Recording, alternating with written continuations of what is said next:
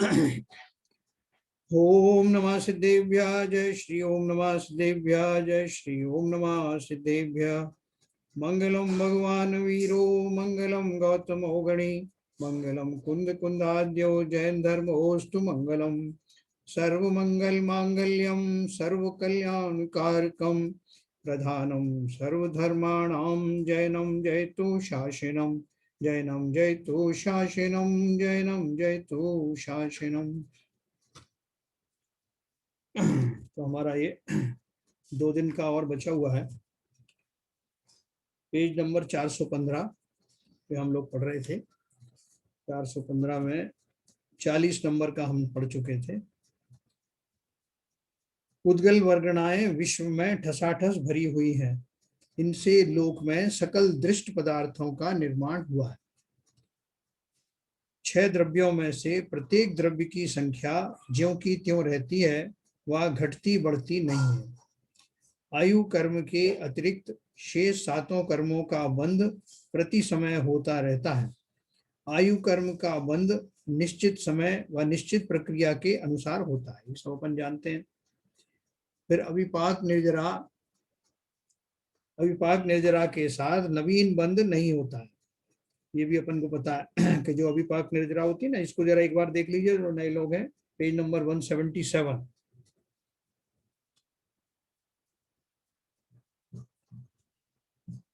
इसमें जो अपन ने पढ़ा था, निर्जरा 2 प्रकार की होती है ना? सविपाक निर्जरा और अभिपाक निर्जरा। सविपाक निर्जरा किसे बोलते हैं? यथा काल अर्थात क्रम से परिपाक काल आने पर जो कर्म शुभ अशुभ फल देकर निवृत्त होते हैं, वह सविपाक निर्जरा है। जैसे फल का पककर डाली से गिर जाना, यह संसारी प्राणियों के निरंतर होती रहती है। सविपाक में क्या है? जैसे हमारा कर्म की जो क्या बोलते हैं उसका स्थिति पूर्ण हो जाती है, स्थिति का मतलब उदय शुरू हो जाता है, तो उदय होने के बाद में वो कर्म फल दे करके और झड़ जाते हैं, फिर नवीन कर्म मान लेते हैं।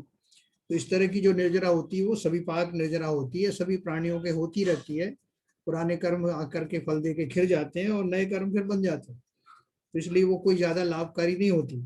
तो दूसरी थी अविपाक निर्जरा, बंधे हुए कर्मों का उदय काल आने से पूर्व ही तप आदि द्वारा उदय में लाकर क्षय करना अविपाक निर्जरा है। जैसे बिना पके आम केले आदि को पेड़ से तोड़ने के बाद पाल में दबाकर समय से पूर्व पका लिया जाता है। उद्यावली में तो सभी कर्म आते हैं, किंतु अविपाक निर्जरा में उनका अनुभव नहीं किया जाता है और सविपाक निर्जरा में अनुभव किया जाता है।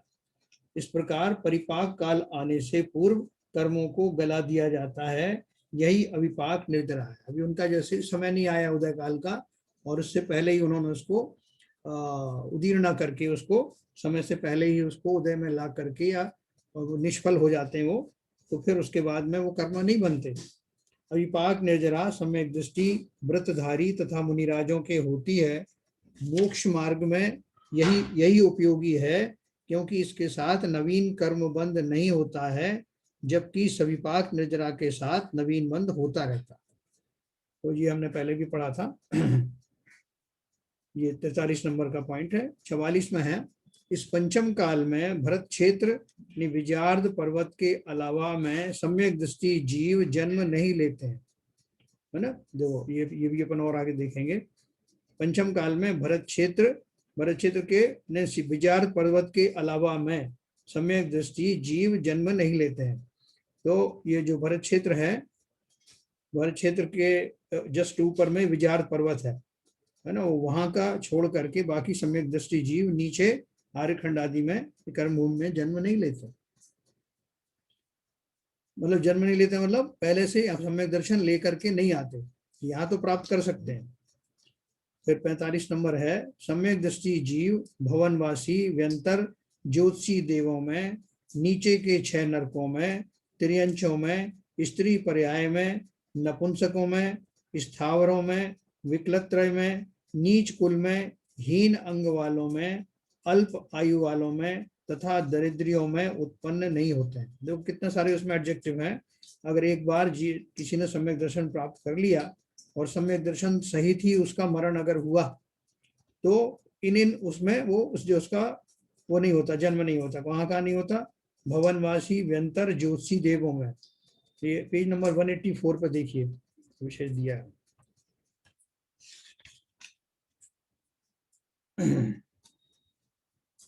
184 नहीं, 184 नहीं, ये गलत पेज दिया है क्या ना।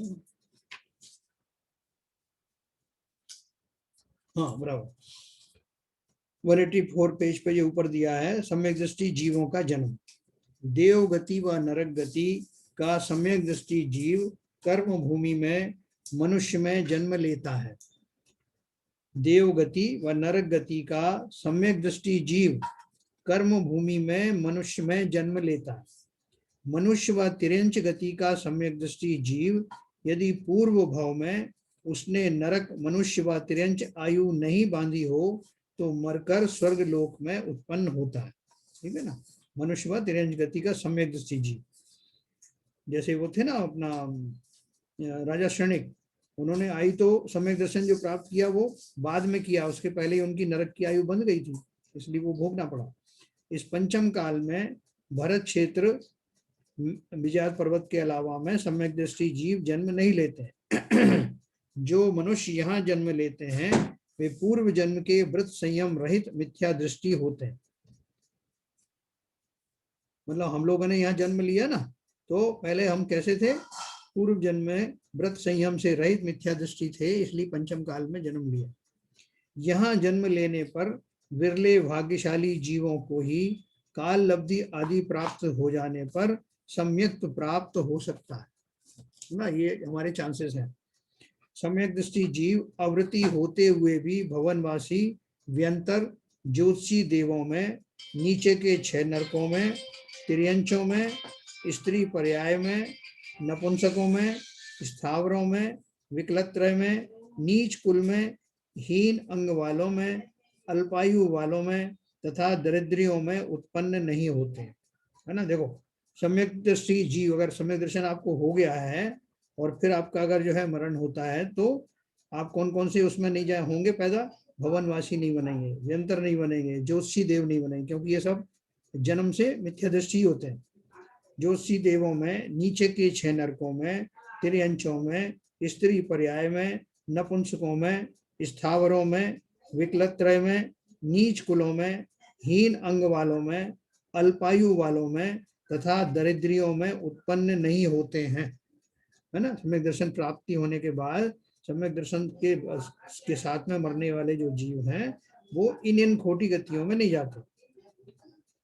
पद्मावती और चक्रेश्वरी देवियां, देखो इनकी बात है, पद्मावती और चक्रेश्वरी देवियां स्त्री पर्याय में है तो सम्यक दृष्टि तो होंगी नहीं, क्योंकि पहले हमने क्वालिफाई किया है कि जो सम्यक दृष्टि जीव मर करके आता है तो वो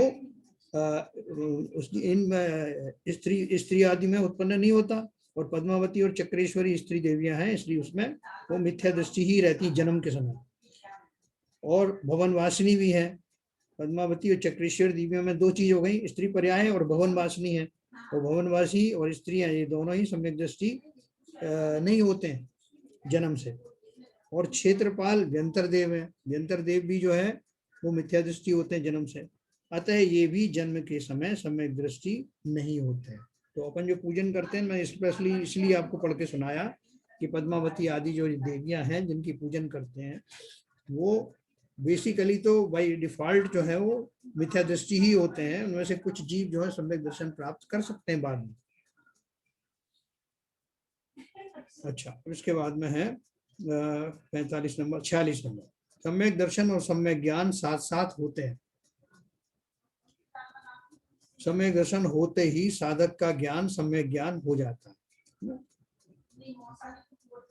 47 में, इस पंचम काल में व्यवहार रत्नत्रय तो होता है किंतु निश्चय रत्नत्रय अल्प समय के लिए ही होता है और इसी कारणवश इस पंचम काल में किसी को मोक्ष प्राप्त नहीं हो सकता है। ठीक है, तो निश्चय रत्नत्रय मतलब निश्चय सम्यक दर्शन जिसे कहते हैं, वो अगर किसी को होता भी है तो वो कौन सा होता है, प्रथमोपशमिक, प्रथमोपशमिक सम्यक होता है ना, उसके बाद में वो क्षयोपशमिक अगर हो गया तो उसका अंतर्मुहूर्त से लेकर के और 66 सागर तक का जो उसका अवधि हो सकती है। आगे दिया उन्होंने पेज नंबर 48 पे, पॉइंट नंबर 48, वर्तमान पंचम काल में मुनि हीन संगनन के कारण 8वें या आगे के गुण स्थानों में नहीं जा सकता है, और वह भावों के परिवर्तनों के साथ 6ठे व 7वें गुण स्थानों में घड़ी के पेंडुलम की भांति चढ़ता उतरता रहता है। तो क्या बताया उन्होंने, वर्तमान में पंचम काल में जो मुनि हैं वो संगनन, उनके वो वज्र वृषभ नाराज संगनन तो होते नहीं है, तो संगनन जो है वो कमजोर होने के कारण उनका जो तपस्या है वो उस लेवल की नहीं हो पाती जो श्रेणी आरोहण के लिए जरूरत होती है। श्रेणी आरोहण 8वें गुण स्थान से आगे चलती है, तो इसलिए वो कह रहे हैं कि वर्तमान पंचम काल में मुनि जो है 8वें गुण या उससे आगे के गुण स्थानों में नहीं जा सकते, वो 6ठे या 7वें गुण स्थानों में जा सकते हैं, वो भी अगर सम्यक दृष्टि है तो। 49 पे है, समस्त दुखों की प्राप्ति मोहिनी कर्म के कारण है, यह कर्मों का राजा कहलाता है। तेजस और कर्मण शरीर आत्मा के साथ भव भवांतर तक बने रहते हैं और सभी कर्मों के नष्ट हो जाने पर ही ये जीव का साथ छोड़ते हैं। मैं आपको अनम्यूट करूंगा।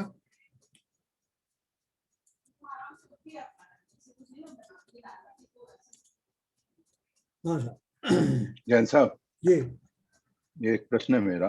हाँ बोलिए। इसमें लिखा है कि जो स्त्री पर्याय में मतलब ये जन्म से क्या कहते हैं सम्यक दर्शन नहीं होता है, हाँ बराबर, मगर जन्म लेने के बाद तो सम्यक दर्शन प्राप्त कर सकती है ना वो। हाँ हाँ, वो इसमें खाली ये लिखा है कि जो सम्यक दर्शन के साथ मरता है तो हाँ, उसका जो जन्म है जो स्त्री पर्याय में नहीं होता, नहीं होता है। हाँ, लेकिन स्त्री पर्याय में आने के बाद वो सम्यक दृष्टि हो सकती है।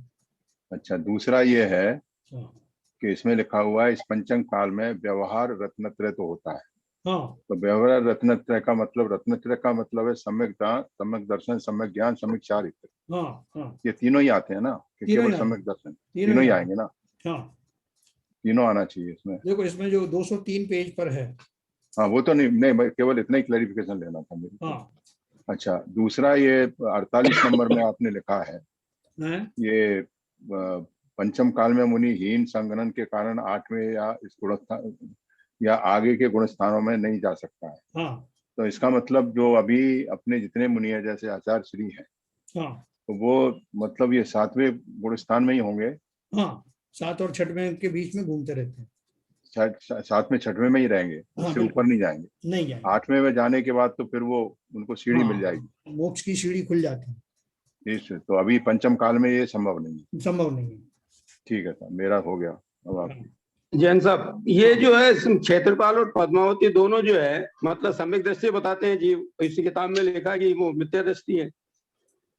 नहीं, क्षेत्रपाल और ये पद्मावती जो पद्मावती जो है है इसमें भी लिखा है और भी कहीं सब जगह लिखा है कि वो जन्म से तो जो है वो मिथ्या दृष्टि ही होते हैं। अच्छा, बाद में फिर जो उनमें से कोई कोई जीव जो है वो समय दर्शन प्राप्त कर सकता है। पद्मावती तो एक होगी ना, कि बस थोड़ी ही है कि एक ने कर ली, एक कई पद्मावती है, एक ने कर ली, कुछ रह गई नहीं, वो तो सभी के लिए बताते हैं। कई महाराज जी ने भी कहा ये चीज अपने प्रवचन।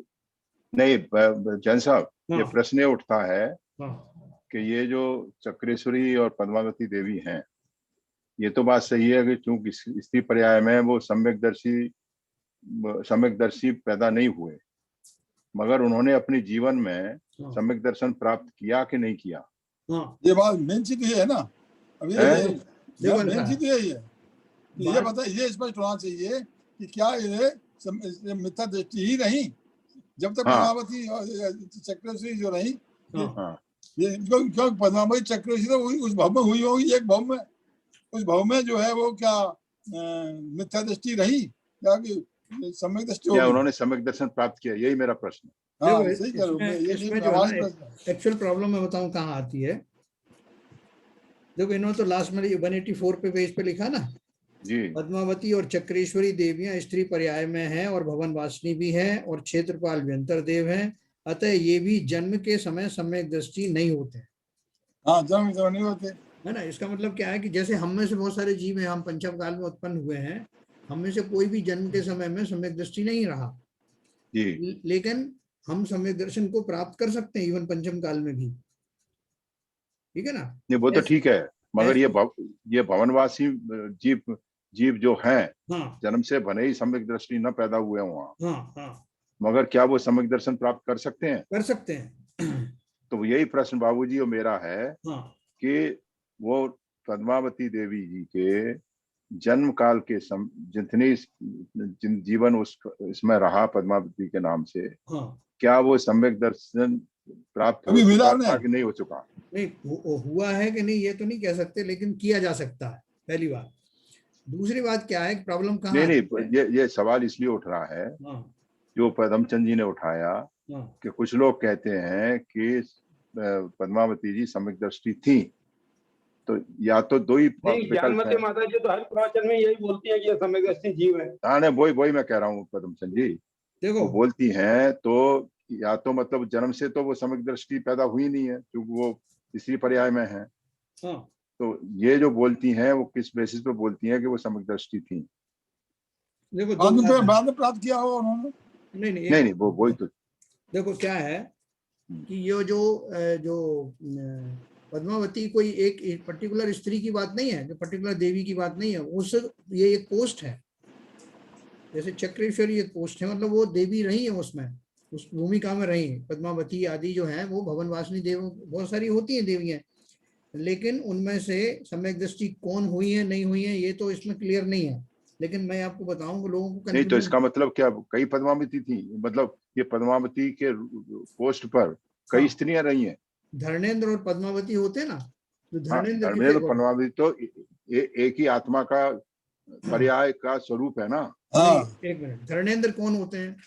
धर्मेंद्र नाम के देव होते हैं, नहीं इंद्र होते हैं ना भवनवासियों में। हाँ नहीं, हाँ। अपन जिस धर्मेंद्र को पूछते हैं वो पार्श्वनाथ के ऊपर जिन्होंने अपना फंड फैलाया था उनको उनकी बात हो रही है दी थी, बस वो है, उनकी बात हो रही है। सुनो सुनो सुनो, वो कई जीव हो धर्मेंद्र, सकते हैं, इसका मतलब है जो जीव होंगे कई जीवों को धर्मेंद्र की उपाधि मिल सकती है। हाँ वो ठीक है हाँ, सही। बाबूजी, हाँ वो सही बात है। कई धर्मेंद्र हो सकते हैं, कई सौधर्मेंद्र हो सकते हैं, हाँ, कई पद्मावतियां होती हैं। कई पद्मावती मगर होती है। नहीं, जो पार्श्वनाथ भगवान के ऊपर उपसर्ग हुआ था हाँ हाँ उस समय जो पद्मावती देवी अपन की उसको ही मानते हैं। जो पद जिस आत्मा ने लिया था, हाँ वो क्या सम्यक दृष्टि उन्होंने अपने जीवन में प्राप्त किया? प्रश्न ये है। एक मिनट, सम्यक दर्शन उन्होंने प्राप्त किया हो न किया हो, एक्चुअली हमें परेशानी क्या होती है कि जो लोग उनकी पूजन करते हैं, प्रॉब्लम कहाँ शुरू हो रही है मैं बताऊं आपको। हाँ हाँ जो लोग उनकी पूजन करते हैं पद्मावती धर्मेंद्र की, तो जब उनसे कहा जाता है कि वो मिथ्या दृष्टि है और वो तो प्रभु की सेवक हैं, उनकी आप पूजन अलग से क्यों कर रहे हो, तो हाँ उनका ये तर्क होता है कि वो तो सम्यक दृष्टि थी। ठीक है, अब मेरा ये कहना है कि सम्यक दृष्टि हो जाने मात्र से कोई पूज्य नहीं हो जाता, बिल्कुल बिल्कुल सही है। क्योंकि सौधर्म इंद्र जो है उससे बड़ा जो है वो सम्यक दृष्टि कौन होगा? सौधर्मेंद्र, और उसकी भक्ति कितनी होती है और उसकी कितनी बल होती है, कितने सारे जो पंच कल्याणकों में वो जाते हैं और जो माता को देते हैं, बच्चे को लेकर जाते हैं अभिषेक आदि, उनकी तो बहुत कोई मुकाबला ही नहीं है। तो उसके बावजूद भी, सम्यक दृष्टि होने के बावजूद भी, वो तो जन्म से ही होते हैं सम्यक दृष्टि, उसके बाद भी वो पूजनीय नहीं है क्योंकि संयम का अभाव है। तो जब इंद्र ही जो इतना बड़ी पोस्ट वाला ही जो है पूजनीय नहीं है, तो धर्मेंद्र पद्मावती को तो पूज्य मानने का सवाल ही नहीं है। लोग इसलिए जो है परेशान रहते हैं कि उनको जो है उन्होंने भगवान का अवसर निवारण किया था तो वो तो पूजनीय ही है। तो अगर बोल दिया मिथ्या दृष्टि है तो फिर वो तर्क लाते हैं कि नहीं वो तो सम्यक दृष्टि हो गई होंगी। अगर सम्यक दृष्टि भी हो गए होंगे हाँ, तो तब वही भी, बात हुई ना, सम्यक दृष्टि भी अगर हो गई है हाँ मगर उनको क्या संयम, कहते हैं, मोक्ष तो प्राप्त नहीं हुआ है ना। हाँ मोक्ष के अलावा संयम, उनको संयम ना होने के कारण संयम ही धारण नहीं हुआ, हाँ तो वो मतलब वो पूजनीय पंच नहीं, परमेष्टियों में नहीं आए। नहीं उनमें सवाल ही नहीं। तो सवाल नहीं आए पंच तो में मतलब सवाल ही नहीं है, पंच में तो पंच आने का सवाल नहीं ही परमेष्टि नहीं, में, नहीं है। मतलब पंच भाई संयम परमेष्टि में धारण तो कोई करोगे। देवता ही नहीं आते, इंद्र भी नहीं हाँ, आते। हाँ यस कोई नहीं आता। यस। ठीक है साहब, तो इसलिए वो उसमें ज्यादा क्वेश्चन करने की बात ही नहीं कि उनको उनको सम्यक दर्शन हुआ या ना हुआ। चलिए, लोग नहीं, खाली क्वेश्चन उसको, इसलिए मतलब क्वेश्चन इसलिए किया जा रहा है एक्चुअल में कि क्योंकि ये टॉपिक बड़ा बड़ा बर्निंग टॉपिक रहता है, हमेशा हमेशा रहता है। हाँ और हाँ जहाँ जहाँ दो दो दो दो फड़ मिल जाते हैं वहां हाँ पे अपनी अपनी तानते रखते हैं। तो राइट, हमने कहा कि हमें कुछ वो मिले, कुछ हाँ इनपुट मिला इस मामले में। हाँ सत्य तो मिला है। जब हाँ तो तथ्य मिले हमें। हाँ तो समझे, तो आपने सही बताया। भले ही समुद्र दृष्टि है वो भी जाती है, तो हाँ। पूज तो नहीं है कम से कम। Yes. बिल्कुल सही बात। और पूज्य भी नहीं है, इनकी आरती वारती करना जो है वो भी वो तो क्या है, उचित लोगों नहीं की जो कमजोरी क्या होती है कि उनको ये मालूम है कि जो हमारे जो वीतराग भगवान है वो कोई देते नहीं है। हाँ ये दे तो सोचते देती हैं है कि ये कुछ। तो कम से कम दे देंगी, पद्मावती हुए, हाँ, चित्रपाल हुए। ये भी दोनों का रीजन है, ये भी एक रीजन है। हाँ वो है। आगे चलते हैं, और प्रश्न पूछिए, किसी का है?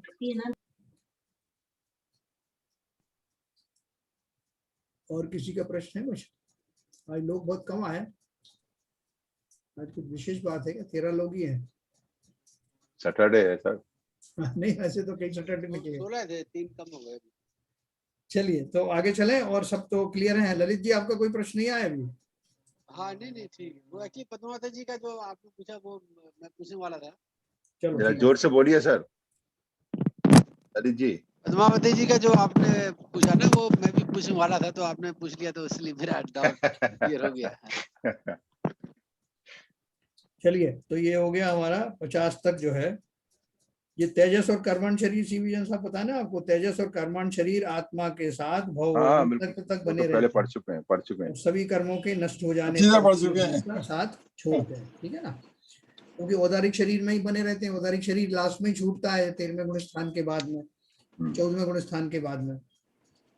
अब 51 नंबर का पॉइंट है, कर्म बंधन के पश्चात तथा उसके उदय से पूर्व की अवधि में कर्मों की दशाओं में बहुत कुछ परिवर्तन संभव है। ये अपन पढ़ चुके ना कि जो कर्म हमने बांध लिया वो जब तक उदय में नहीं आया उसके पहले उसमें हम बहुत सारे परिवर्तन कर सकते हैं। हाँ वो तो कर सकते हैं।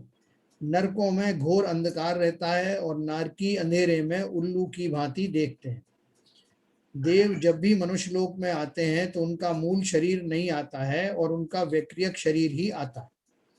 ठीक है ना, जो जो देव आते हैं पंचकल्याण वगैरह में, ठीक। हाँ तो वो मूल रूप से नहीं आते, वो उनका मुख्य शरीर धुआं में रहता है देवालय में। एक समय में एक इंद्रिय का ही उपयोग होता है। ये तो यहाँ जैसा भी एक बात थी, हाँ जैसे आपने कहा देव जब मनुष्य लोक में आते हैं तो उनका मूल से, तो इसका मतलब ये हुआ जब अपने तीर्थंकर का जन्म कल्याणक होता है हाँ तो स्वधर्म इंद्र का वैक्रिक शरीर ही आता होगा बिल्कुल, उनके अभिषेक वगैरह के लिए और वो करने के लिए। बिल्कुल है बिल्कुल वैक्रिक शरीर आता है। ठीक है, नहीं वही आता है उनका जो हाँ। वैक्रिक शरीर ही आता है, मूल शरीर हाँ। नहीं आता। हाँ। ठीक है सर, और वो आपको हम सबको तो पता ही नहीं लगेगा कि मूल शरीर है कि वैक्रिक शरीर है, वो तो बात सही है। हाँ आइडेंटिकल होता है। हाँ। अच्छा एक ये इसमें एक पॉइंट है, एक समय में एक इंद्री का ही उपयोग होता है, यानी जब हम आंख से देख रहे होते हैं तो उस समय जो दूसरी इंद्री का उपयोग नहीं होता, एट ए टाइम एक का ही होता है। हमको लगता जरूर ऐसा कि हम सब इंद्रियों का उपयोग कर रहे हैं, उपयोग तो कर रहे हैं, लेकिन एट ए टाइम एक के ऊपर ही कंसंट्रेशन रह सकता है। जैसे जब हम भोजन कर रहे हैं और तो हमको लगता है हम टीवी भी देख रहे हैं, हम गाने भी सुन रहे हैं, लेकिन क्या है कि वो इतनी जल्दी जल्दी हमारा उपयोग बदलता है कि हमें पता नहीं चलता कि हम सब एक साथ नहीं कर रहे हैं, एक ही बार में एक ही कर रहे हैं। जब भोजन कर रहे होते हैं यानी रसना इंद्री में उस भोजन का स्वाद चख रहे होते हैं, उस समय हमें कानों में कुछ सुनाई नहीं पड़ता, या जब हम कुछ सुन रहे होते हैं उस समय कोई दूसरा अगर कुछ कहे तो हमारे समझ में नहीं आता कि क्या कह रहा है। आपने देखा ना, जैसे अपन टीवी देख रहा है और कोई बच्चा और हाथ में उसके जो ग्रास रखा हुआ है वो उपक्रम तो कर रहा है खाने का, लेकिन वो वहां देख रहा है, उसकी मम्मी बोलती है और चाहिए क्या, वो सुन ही नहीं रहा है, क्योंकि उसका पूरा कंसंट्रेशन फोकस जो है उस समय वहां पर है। और जब भोजन में है तो वहाँ टीवी पे क्या चल रहा है लोगों का, देखो देखो क्या न्यूज आई, तो वो भी सामने बैठा बोले क्या न्यूज आई, क्योंकि वहां मन नहीं था, यहाँ देख रहे थे रसमलाई खा रहे थे। तो इसलिए वो एट ए टाइम जो है एक ही होता है। सब एक प्रश्न है देखने और सुनने का, जैसे अभी आवाज नहीं आ रही आपको? आवाज आवाज तेज करो। अभी जैसे मैं आपको स्क्रीन में देख रहा हूँ, आपको सुन भी रहा हूँ, आपको देख भी रहा हूँ, ये देखने सुनने का काम एक साथ हो रहा है। देख तो रहे हो, लेकिन जब मैं पर हाँ अगर कोई और मुझे आवाज दे तो हो सकता है वो आवाज नहीं जाए, लेकिन अभी जैसे आप बोल रहे हैं आपका स्क्रीन पे मैं आपको देख भी रहा हूँ, तो इस समय दोनों काम साथ साथ हो रहे हैं। नहीं देखो, देखने की जो प्रक्रिया है वो देखने की प्रक्रिया, सामने आदमी बैठा हुआ है और जो वो कुछ बोल रहा है, अभी जैसे आप बोल रहे थे, अभी आपकी आवाज नहीं आ रही तो भले ही आपका चेहरा मुझे दिखाई दे रहा है, लेकिन मैं कहाँ, मेरा कंसंट्रेशन कहाँ पर है, आपकी आवाज सुनने में है कि ये क्या कह रहे हैं। इस समय मैं ये नहीं देख रहा हूँ आपका चश्मा कैसा लगा हुआ है, कितनी ऊंचाई पे है, कितनी नीचाई पे है, भले वो इमेज सामने है लेकिन उसको देखने में मैं अटेंशन मेरी नहीं जा रही, मेरा अटेंशन कानों का लगा हुआ है कि आप क्या कह रहे हैं। ऐसा very specific, you are correct. ऐसा अदरवाइज तो अब चीज दिख भी रही है, हाँ सुन भी रहे हैं, उसका रसास्वादन भी हो रहा है, हाँ, मगर वो फेजेज इतने फास्ट चेंज होते हैं उसका सुपर हाँ इम्पोज होके, बहुत फास्ट होता तो वो महसूस नहीं होता। मगर जैसे जो आपने बात सही नॉर्मली ऐसा कही, लगता है। है। हाँ ऐसा लगता बात आपने सही कही, जैसे आपने सुनने का प्रयास किया क्या बोल रहे हैं, है। हाँ और अब आवाज कम आई तो इमीडिएटली हमने पॉइंट आउट किया। हाँ, उस समय हम चेहरा नहीं देख रहे। उस समय अपन पूरा कान लगा के सुन रहे हैं कि क्या कह रहे हैं, मतलब यस, है ना। हाँ नहीं आपने चेहरा देखा कि मैं बोल तो रहा हूँ कुछ लेकिन आवाज नहीं आ रही।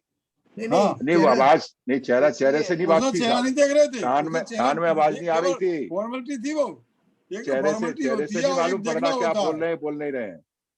आवाज कान में नहीं आ रही थी, इसका रेस्पॉन्स था कि आपकी आवाज नहीं आ रही है। उस समय कर्ण इंद्रिय सक्रिय थी, और देखो वो सक्रिय होने से वो रेस्पॉन्स आपको दिया, तो इमीडिएटली आपने भी सुना और आपने अपना वो स्पीकर मुंह के पास लाए, तो हाँ आपका भी कंसंट्रेशन कर्ण इंद्रिय आपके बोलने पे गया। बात ये हो रही है। देखो, जब अपन बाजार में जाते हैं ना, दर्पण खरीदने जाते हैं तो बढ़िया सा आईना लेके आओ, तो वो आईना आपके सामने पेश करता है, तो अपन उस आईने में क्या देखते हैं, उस आईने की परख कैसे करते हैं अपन कि हमारा चेहरा कितना साफ दिखाई दे रहा है, एक तो ये देखते हैं, और दूसरा उसको आसपास उसका फ्रेम वगैरह कैसा है। वहां हमें आकांक्षा ये नहीं है कि मैं सुंदर दिखता हूँ कि असुंदर दिखता हूँ कि मैं क्या दिखता हूँ, हाँ है ना। हम उस वो भाव सही से उसको देख नहीं रहे, हम तो उस आईने की क्वालिटी की परख कर रहे हैं। वहां अपने चेहरे की परख नहीं कर रहे कि मैं मोटा हो गया क्या, पहले मेरे गाल पिचक गए क्या, ये सब नहीं देखते हैं। हाँ सही कह, बिल्कुल सही कह रहे हो, बिल्कुल सही कह रहे हो। और हालांकि नहीं नहीं, दिखाई पूरा दे रहा है, हालांकि शकल भी दिखाई दे रहा है, सी, हालांकि अगर दिखाई अगर पूरा अगर देगा। अगर वो दर्पण हाँ कॉनकेव या कॉनवेव है, हाँ तो आपकी शकल तो उल्टी सीधी नहीं हो रही, वो हाँ, भी आपको नहीं देखना जरूरी है, क्वालिटी उसमें, ठीक है समझे। ना। और उसके विपरीत जैसे कि अपने को कोई शादी ब्याह में जाना है, उसकी तैयारी हो रही है और दर्पण के सामने खड़े हैं, उस समय हम दर्पण की जो गुणवत्ता नहीं देख रहे हैं, उस समय अपना चेहरा देख अपनी रहे हैं अपनी क्या। अपनी अपना हिसाब देख रहे हैं, सही बात है, सही बात। हाँ ऐसा। और देखो जैसे एक टीवी टीवी आप देख रहे हैं तो टीवी में जो एक्टर है एक्टिंग कर रहा है उसे आप देख रहे हैं, उसके डायलॉग भी सुन रहे हैं। उसमें उसमें भेद वो पड़ता है, उसमें गैप पड़ता है, दोनों में गैप हाँ, पड़ता है, जल्दी हम लोग समझ में समझ नहीं नहीं आता। पाते उसे। बहुत फास्ट होता है वो रिफ्लेक्स, जैसे कौवा होता है ना, कौवे की दो छेद होते हैं लेकिन गोलक उसकी एक ही होती है, तो जब वो उसे दाहिनी तरफ देखना होता है तो उसकी जो गोलक है उस तरफ खिसक जाती है, राइट साइड में। जब उसको बाई तरफ देखना होता है, वो गोलक बाई तरफ खिसक जाती है। होता है एक ही गोलक है उसके पास, छेद दो होते हैं। तो ये एक एग्जाम्पल है ऐसी कि हमारे जो रिफ्लेक्सेस हैं, जो उपयोग हैं, वो इतनी जल्दी जल्दी बदलते हैं कि हमें ऐसा भ्रम होता है कि हम पूरे पांचों इंद्रियों के विषय एक साथ सेवन कर रहे हैं। और इसी चक्कर में तो वो करता है कि अरे गाना भी लगाओ रे, एसी भी चलाओ रे, और अपना टीवी भी देखने दो और भोजन भी करो। अरे अभी आप देखो, अगर आपको कोई चीज याद है, आप आलोचना पाठ पढ़ रहे हैं, हाँ तो पूरी आलोचना पाठ पढ़ जाएंगे और आपको ये नहीं मालूम पड़ेगा क्या पढ़ा, क्या लिखा था इसमें, हाँ ठीक है ना। हाँ और जब आप ये विचार करके चलेंगे कि आलोचना पाठ में क्या है, हाँ अर्थ क्या है, तो हाँ, आपको ये नहीं पता लगेगा कि इसमें लिखा कैसा है और क्या अन्य कोई। हाँ, तो ये हमेशा एक ही तरफ वो रहता है, नहीं, वही उपयोग के ऊपर है उपयोग। बाबूजी, आपने हाँ उपयोग को कहाँ लगा रखा है। हाँ, बस उपयोग है, और एक बार में उपयोग एक ही जगह लगता है, ये भी हाँ, क्वालिटी है उसकी। अपन को मालूम नहीं पड़ता, इतनी जल्दी जल्दी होता है। तो जैसे कि ये जो परिवर्तन होता है ना, जैसे ट्यूब लाइट जल रही है, ट्यूब लाइट जब जल रही है तो उस अपन को मालूम नहीं कि कितनी बार जो है 50 साइकिल्स पर सेकंड है, अगर तो 50 बार ट्यूब लाइट बंद भी होती है लेकिन तुरंत जल जाती है, उसका पॉइंट आता है ना, साइनोसाइडल वेव बनती है, तो वो एकदम जो है जीरो पे आ जाती है, उस समय वो उसका वो बंद हो जाता है, लेकिन वो इतनी फास्ट होता है कि अपने को पता ही नहीं चलता कि ट्यूबलाइट कभी बंद नहीं होती। एसी करंट भी ऐसे ही होता है। इसी की बात कर रहा हूँ, उसी की बात कर रहा हूँ। चलिए तो आगे चलेंगे। एक समय में एक इंद्री का ही उपयोग होता है, ये इसमें दिया भी है उन्होंने, कौन से पेज पे, 306 पे।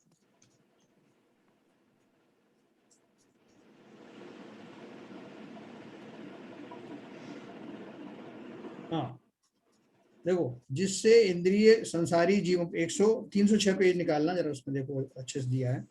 जिससे संसारी जीवों की पहचान हो उसे इंद्रिय कहते हैं, या संसारी जीवों के ज्ञान के साधन को इंद्रिय कहते हैं।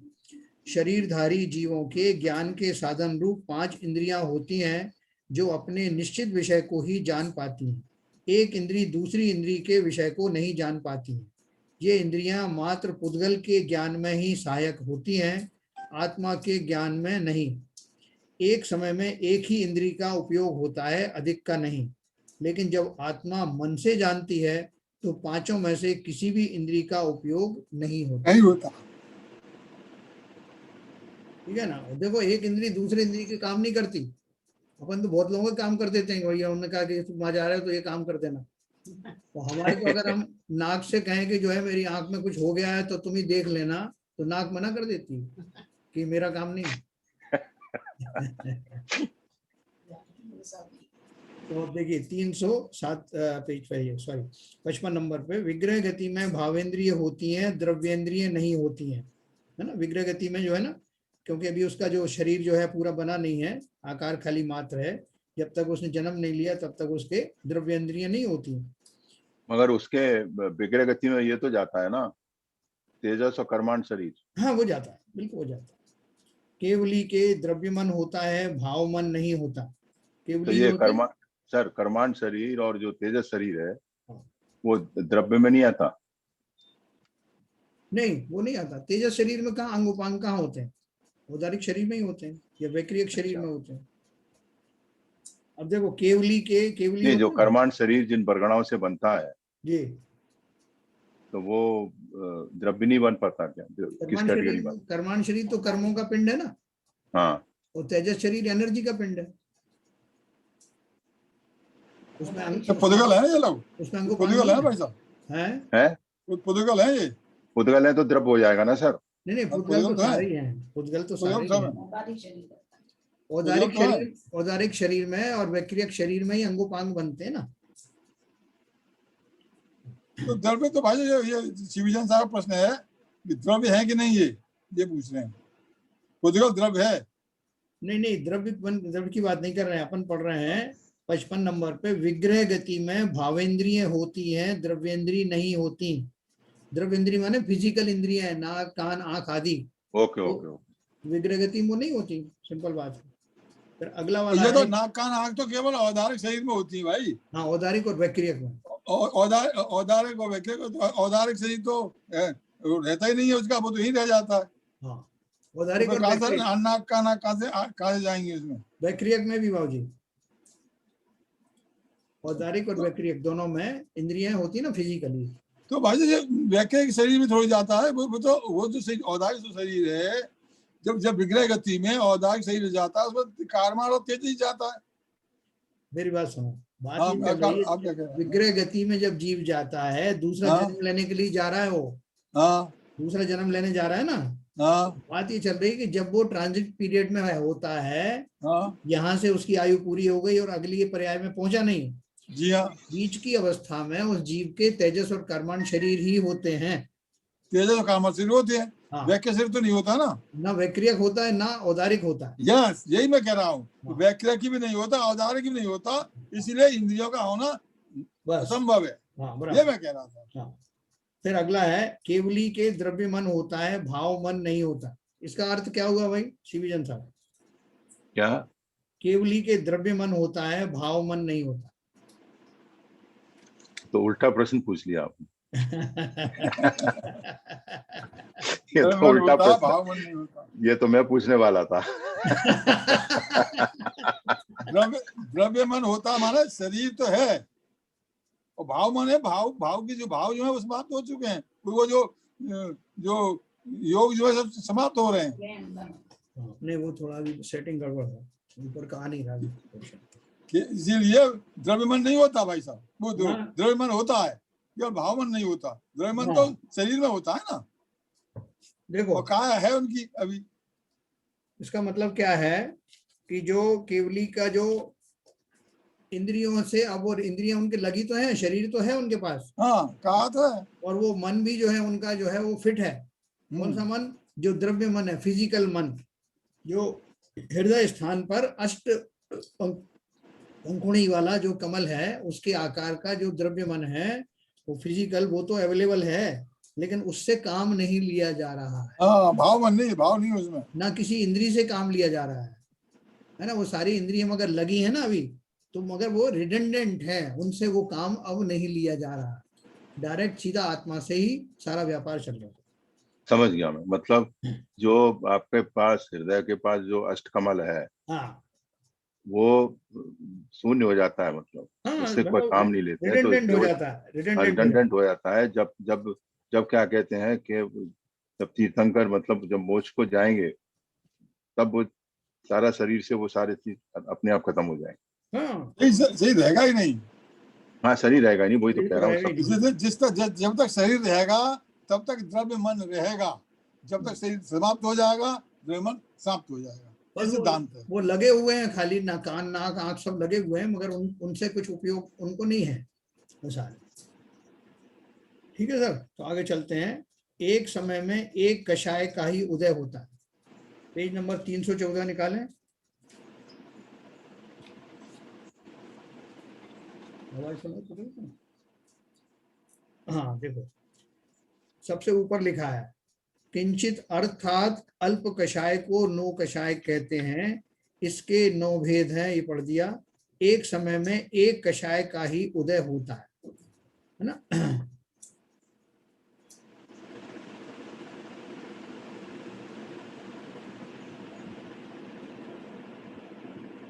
ये टोटल कषाय कितने होते हैं?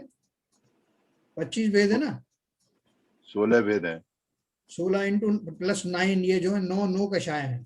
9 को शायद 25 है। है ना, 25 है।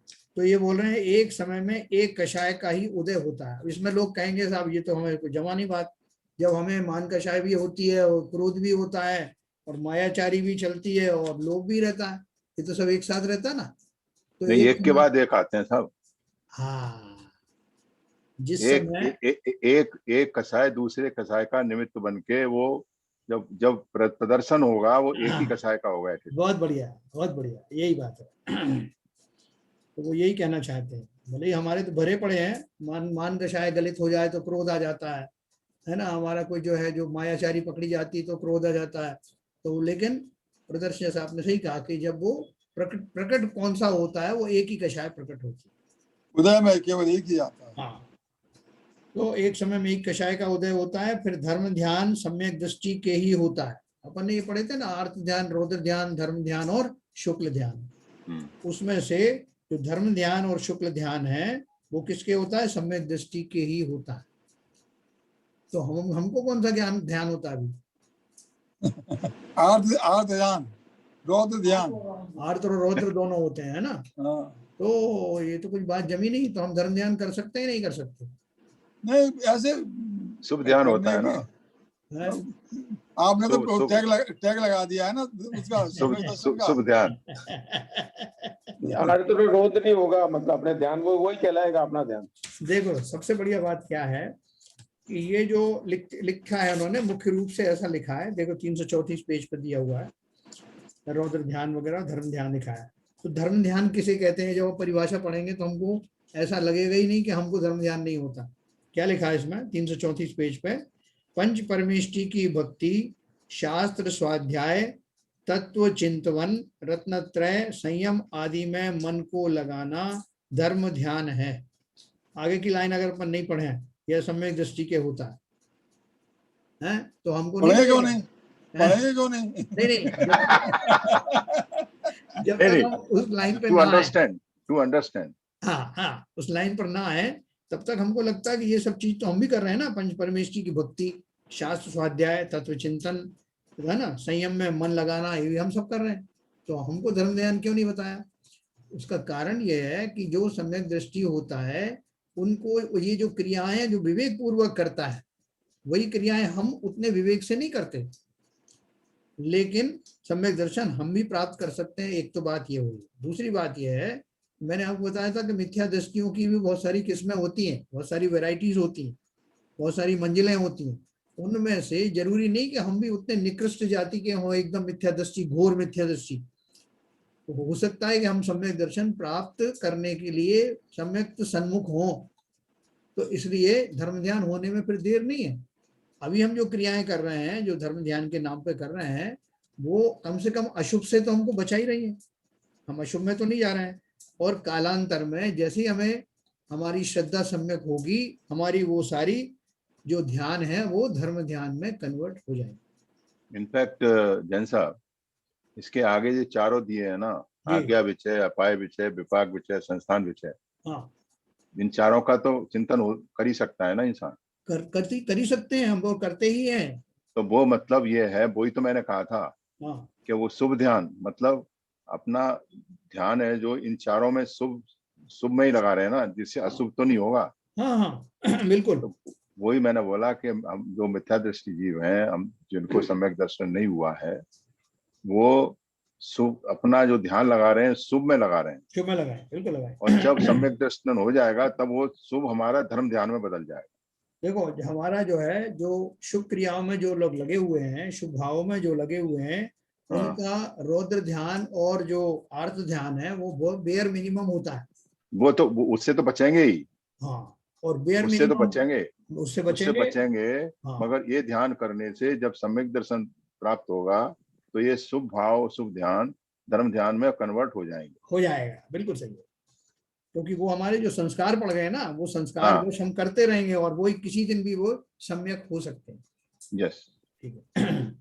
तो इसलिए वो धर्म ध्यान की जो मैंने आपको बहुत डिटेल में बताया था, उनमें ये भी था कि अपन खा रहे हैं, पी रहे हैं, कुछ घर में बना रहे हैं, उस बीच में भी हम ऐसा चिंतन कर सकते हैं जो मैंने आपको डिटेल में बताया था। यस यस यस, बहुत बड़ा है। तो चलिए, ये हो गया। 59 नंबर पे, अगले भव की आयु का बंद होने पर उस जीव का अकाल मरण नहीं होता है, ये अपन पढ़ चुके ये हैं। तो क्लियर है। हाँ। फिर मनुष्य व तिर्यंशों के चारों गतियों में से किसी भी गति का आयु बंद हो सकता है। देखो, ये एक नियम है, मनुष्य और तिर्यंशों के चारों गतियों में से किसी भी गति का आयु बंद हो सकता है। देव व नारकियों के मनुष्य या तिर्यंश गति का ही आयु बंद होता है, ये नियम है। अगर देव है कोई, उसको नई आयु का बंद होगा उसका, तो वो कौन बन सकता है? या तो मनुष्य बनेगा या तिर्यंश गति भावों के अनुसार। और नारकी जो है, वो भी जब उसका उनका नवीन जन्म का जो बंद होगा, तो वो कौन सा होगा? उनका मनुष्य का होगा या तिर्यंश गति का होगा। जैसे बहुत सारे जीव जो साथ में नरक से निकल करके सिंह बनते हैं, नरक के जीव, तो ये इस तरह से होगा। और मनुष्य और तिर्यंश जब मरेंगे, उनका जो नेक्स्ट आयु का जो बंद होगा, तो वो चारों गतियों में से किसी का भी बंद हो सकता है। वस्तुतः चमत्कार भगवान नहीं करते हैं, वहां के देव करते हैं। पेज नंबर 378 पर दिया है, अपन ने पढ़ा भी था कि जो चमत्कार होते हैं वो कौन तीन प्रकार के मैंने आपको बताए थे चमत्कार। कौन कौन से होते हैं? एक तो देवकृत होते हैं, एक मनुष्यकृत होते हैं, एक प्रकृतिकृत होते हैं। प्रकृति में सामान्य रूप से ऐसा हो जाता कि अभी जैसे हुआ था, वो ग्लेशियर जो है वो पिघल करके नीचे गिर पड़ा, तो लोगों ने अंदाज लगाया कि हो सकता है चाइना वालों ने कुछ वहां गर्मी फेंकी हो जिससे वो पिघल गया हो, या वहां विस्फोट हुआ है इस जगह पे, मालूम पड़ा यूरेनियम की खदान थी, उसमें वो क्रिटिकल मास बन गया तो विस्फोट हो गया। तो अपने को लगता, चमत्कार जैसा लगता है कि पता नहीं क्या हुआ, भूकंप आना, ज्वालामुखी का फटना, ये सब चीजें हमें चमत्कार जैसे लगती हैं। और भी बहुत सारी घटनाएं, तो वो सब प्रकृति के द्वारा की जाने वाली ऐसी घटनाएं जिन पर हमें विश्वास नहीं होता, जिन्हें उसका सोर्स नहीं मालूम पड़ता, हम उनको चमत्कार मानते हैं। तो एक तो प्रकृतिकृत चमत्कार हुए, एक देवकृत चमत्कार हुए। देवों को कौतूहल होता है, व्यंतर जाति के देव ही करते हैं कौतूहल, और वो हो गया। या किसी को कोई संकट आ जाता तो कई बार व्यंतर देव जो है उसकी मदद भी करते हैं, इस तरह का हो गया। तीसरा जो है मनुष्यकृत होता है, बहुत से मनुष्य जो है लोगों की श्रद्धा को एक तरफ लगाने के लिए कुछ थोड़े थोड़े वो कुछ ऐसे दिखा देते हैं जिससे उनको लगे कि भगवान ने चमत्कार किया। ऐसा जो नकली चमत्कार भी होते हैं। नहीं, कुछ मनुष्य सिद्धि प्राप्त करके हाँ, जो जो तांत्रिक विद्या से कुछ करते हैं ना, वो भी करते हैं, वो भी सही कह रहे हैं। हाँ, वो भी सही। वो चमत्कार मनुष्यकृत ही होता है। हाँ, तो ये हो गया। फिर 62 नंबर पे, अढ़ाई द्वीप की 170 कर्म भूमियों में 170 संवेद शिखरों की रचना है, ये अपन ने पढ़ा था ना। और हाँ, हर जगह पे एक अयोध्या भी होती है और संवेद शिखर भी होता है। 5 भरत 5 ऐरावत और 160 क्या कहते हैं वो हाँ, ये विदेश क्षेत्र वाले। विदेश क्षेत्र के बराबर।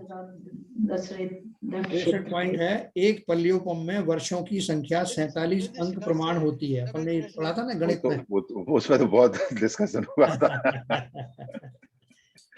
सभी जीवों के शरीरों की ऊंचाई, समस्त कृत्रिम रचनाएं, देवों के निवास स्थान, नगर, वन की माप, व्यवहार, हाथ, धनुष आदि से होती है। ठीक है ना, ये सब अपन पढ़ चुके हैं। चंद्र ग्रहण व सूर्य ग्रहण का सूतक नहीं होता। ठीक है साहब। तो मैं आपको एक थ्योरी बताऊंगा, एक थ्योरी, वो जो ललित जी के लिए खास तौर। प्रश्न छोटा सा। हाँ, ये सम्मेद शिखर जो शब्द है, तो क्योंकि हम लोग तो केवल ये शिखर जी का सम्मेद शिखर बोलते हैं, तो इस सम्मेद शिखर से कुछ स्पेसिफिक मतलब होता है क्या? हाँ होता है। वहां से बाई एंड लार्ज जो है, जो तीर्थंकर हैं वो वहीं से मोक्ष जाते हैं। अच्छा।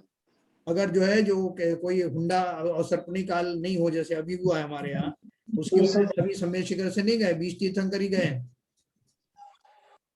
अच्छा।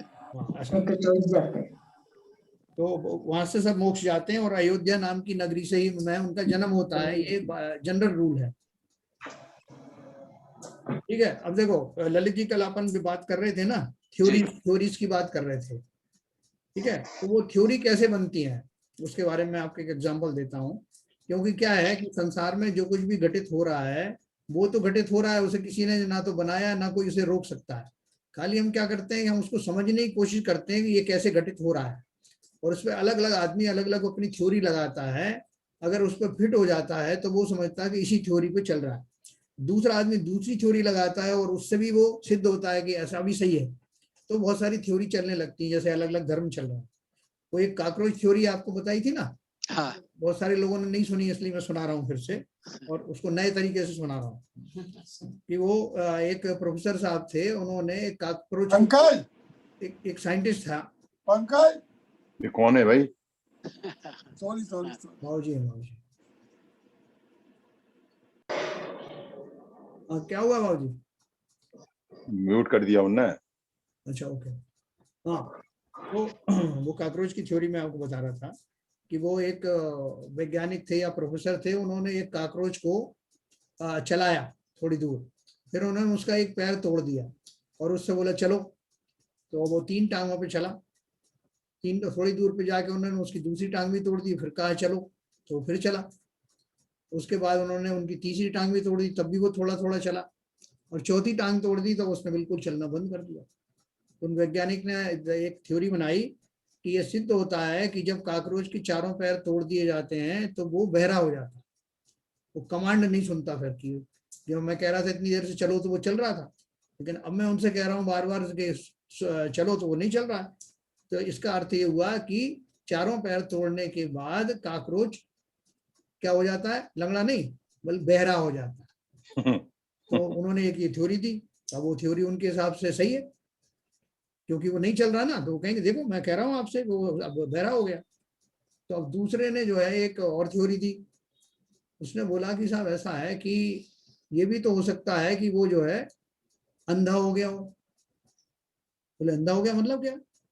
तो वो क्या थे, वो जो बताने वाले थे उनको ये मालूम था कि जो कॉकरोच है वो 4 इंद्रिय जीव है, और 4 इंद्रिय जीव के कर्ण होते ही नहीं, उसके कर्ण इंद्रिय नहीं होती। तो उन्होंने वो कहा, उनने थोड़ी दी कि वो तो जो है वो अपनी आंखों से देख करके चल रहा था, वो कमांड नहीं सुन रहा था, सहज में ही चल रहा था और आंखों से देख देख के चल रहा था। लेकिन जब आपने उसकी टांगें तोड़ दी तो उसकी आंखें भी कुछ ऐसी नस खिंच गई कि उसकी आंखों से भी वो अंधा हो गया, इसलिए वो देख नहीं पा रहा, इसलिए नहीं चल पा रहा। उनकी थ्योरी भी सही है, क्योंकि अल्टीमेटली तो नहीं चला ना। तो एक थ्योरी वो हो गई। और तीसरी थ्योरी तो अपन वो जानते हैं कि साहब उसकी टांगें नहीं रही तो वो क्यों कैसे चलेगा। इस तरह से वो तीनों थ्योरी जो है अपने अपनी जगह पे फिट हो गई। बेकारा कॉकरोच से किसी ने जाकर नहीं पूछा कि तूने चलना बंद किस लिए किया, है ना, लेकिन तीनों थ्योरी उस पर फिट हो रही।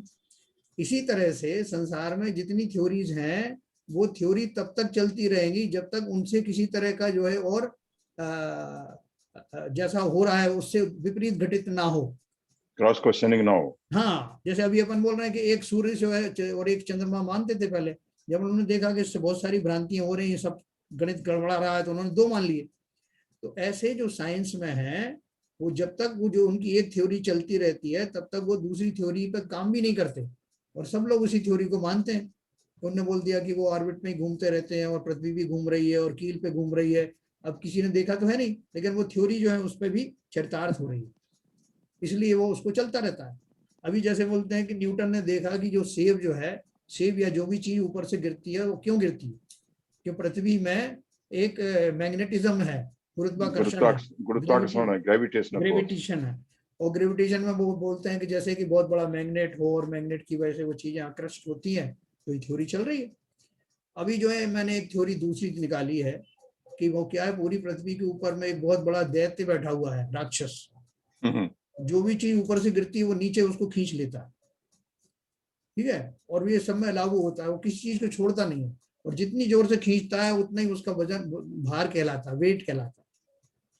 तो उन्होंने तो उसमें गुरुत्वाकर्षण की कल्पना की है, मैंने एक राक्षस की कल्पना की है, तो इससे भी वही सब घटित होगा जो कि उससे हो रहा है घटित। तो ऐसे ही बहुत सारी थ्योरी साइंटिस्ट बनाते रहते हैं और मिटाते रहते हैं, और नई नई थ्योरी को वो अंजाम देते रहते हैं समय आने पर। लेकिन हमें कौन सी थ्योरी जमती है अपन उसको मानने लगते हैं कि या तो यही सही है, पहली बात।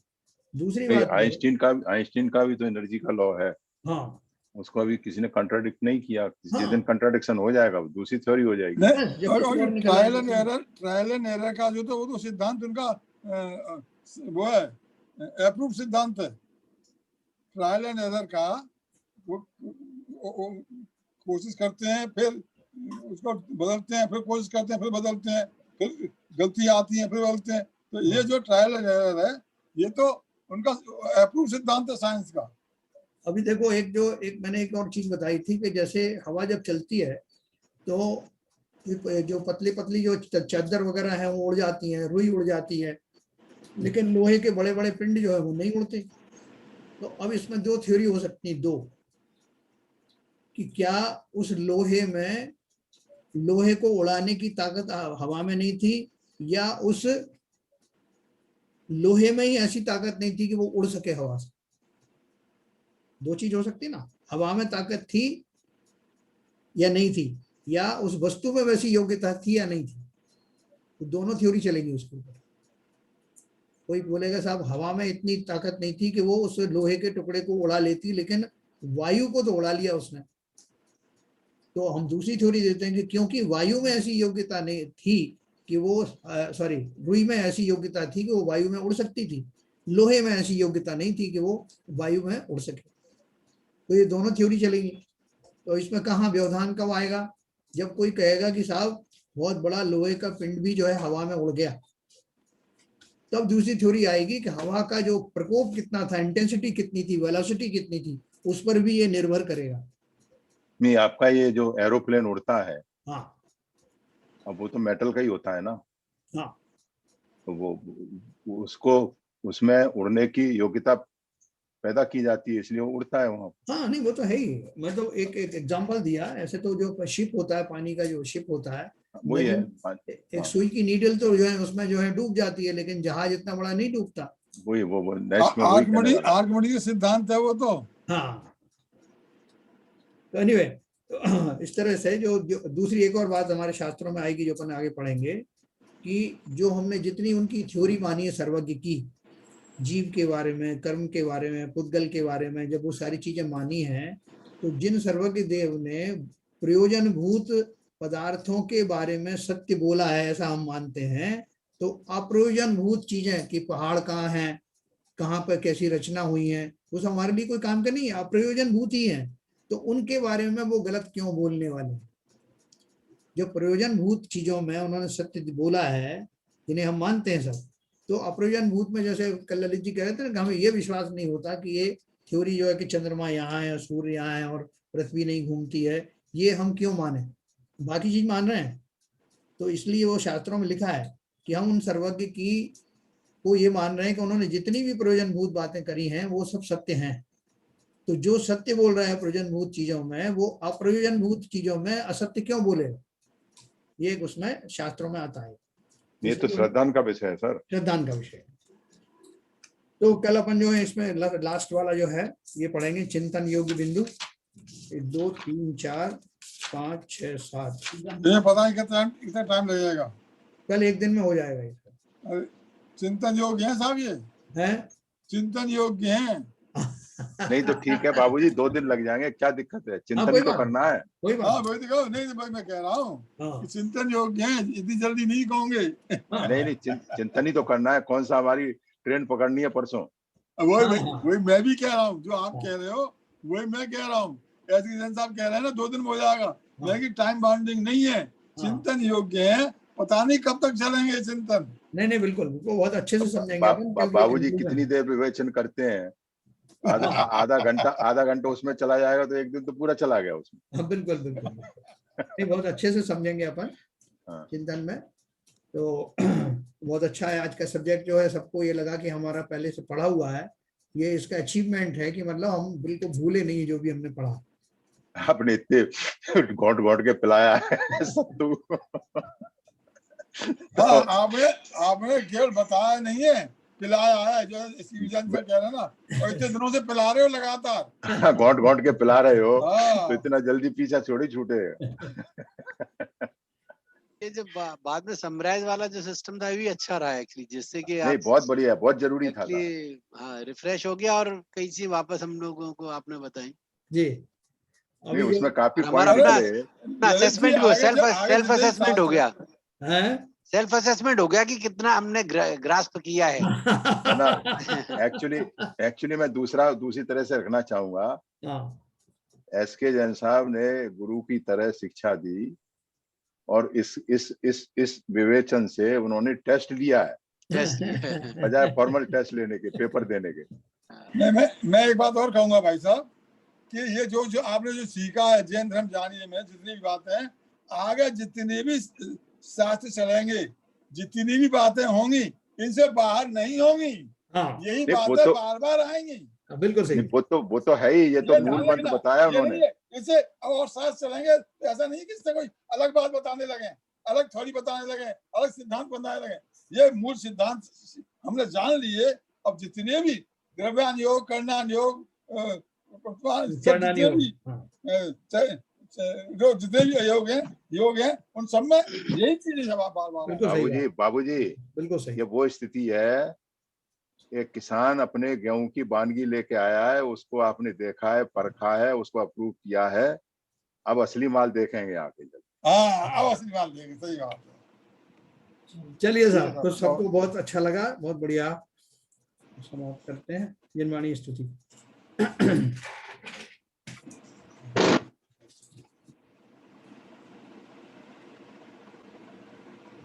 तम नाश वेको ज्ञान के प्रकाश वेको आप परभास वेको भानु शिव खानी है। छहो द्रव्य जान वेको बंध विधि भान वेको स्वपर पिछान वेको परम प्रमानी है। अनुभव बताए वेको जीव के जताए वेको काहू न सताए वेको भव्य और आनी है। जहाँ तहाँ तार वेको पार के उतार वेको सुख विस्तार वेको यही जिनवाणी है। हे जिनवाणी भारती तो है जपू दिन रैन, जो तेरी शरण गए सो पावे सुख चैन। जिनवाणी के ज्ञान से सूझे लोकालो, सो वाणी मस्तक नमो सदा देते हैं दो, सदा देते हैं दो। जिनवाणी माता की जय। नमो कर।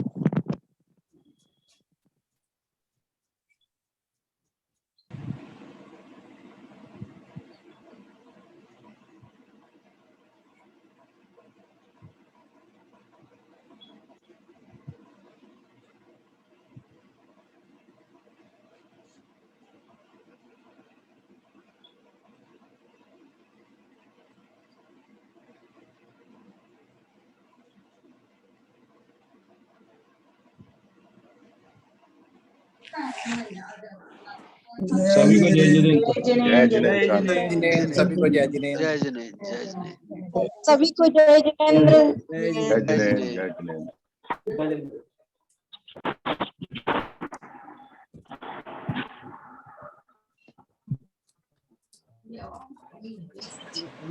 ज्यादा होगी।